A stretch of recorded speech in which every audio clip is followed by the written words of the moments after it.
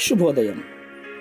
Global బెతేనియా Calvary ministry తరపున ఈ ఉదయకాల సమయంలో మరొకసారి మీ అందరితో కూడా కలుసుకొని దేవుని యొక్క పరిశుద్ధమైన మాటలు ధ్యానించటకు దేవుడిచ్చిన అనుకూలమైన సమయాన్ని బట్టి దేవునికి ప్రత్యేకమైన వందనాలు తెలియజేసుకుంటూ ఉంటున్నాను. అవును ప్రియులారా, నిన్నటి దినములో మనము దేవుడు హృదయాన్ని కోరుకుంటూ ఉన్నాడు అని మనం తెలుసుకుని ఉన్నాం. మరి ఈరోజు పరిశుద్ధమైన లేఖనంలో నుండి మరొక వాక్యాన్ని చదువుకుందామండి.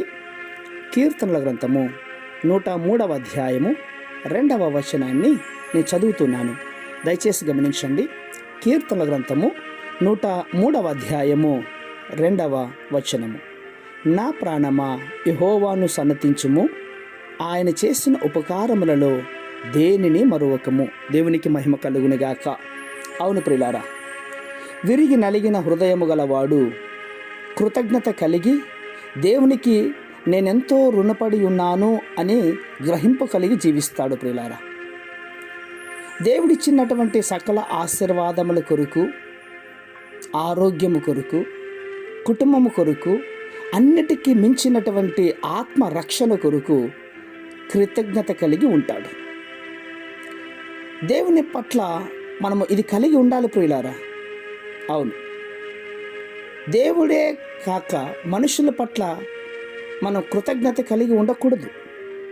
అన్నిటికీ మించినటువంటిది దేవుని మీద ఆశ కలిగి దేవుడిచ్చినటువంటి ఈ హృదయమును దేవునికి సమర్పించుకొని ఆరాధన చేసేవారుగా ఉండాలి.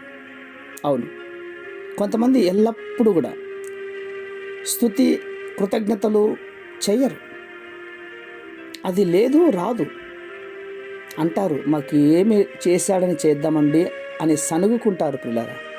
అయితే కృతజ్ఞత కలిగినటువంటి వాడు లేని వాటి కొరకు సనుగుకోకుండా కలిగి ఉన్నటువంటి వాటి కొరకు ప్రభువును స్తుతిస్తాడు.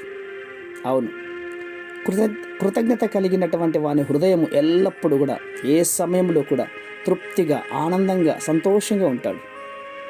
తనకు కలిగినటువంటి వాటితో సమృద్ధిగా జీవిస్తాడు ప్రియులరా. కృతజ్ఞత కలిగినటువంటి వాడు తన కీడును లెక్క పెట్టుకోడు, మేలును ఎప్పుడు కూడా జ్ఞాపకం చేసుకుంటూ ఉంటాడు. అందుకే కృతజ్ఞత కలిగిన వాడు అభివృద్ధి చెందిన తర్వాత కూడా తన మొదటి స్థితిని ఎప్పుడు జ్ఞాపకం చేసుకుంటాడు ప్రియులరా.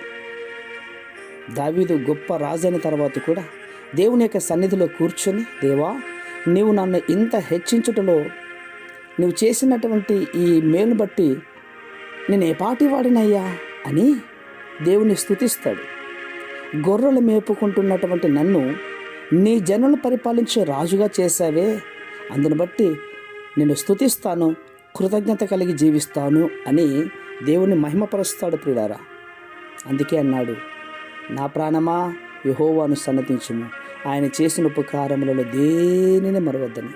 ఎల్లప్పుడూ అన్ని సమయాల్లో స్తుతించాలి.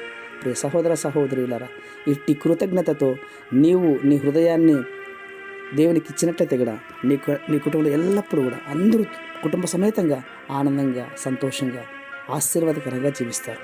అట్టి కృప దేవుడు దయచేయునుగాక. పరిశుద్ధమైన మా ప్రియ పరలోకపు తండ్రి, అవును నాయన, మీరు చేసినటువంటి మేలులు ఎన్నో ఉన్నాయి నాయన.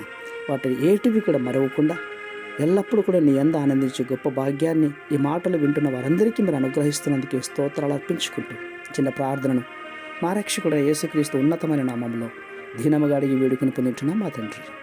ఆమేన్, ఆమేన్, ఆమేన్.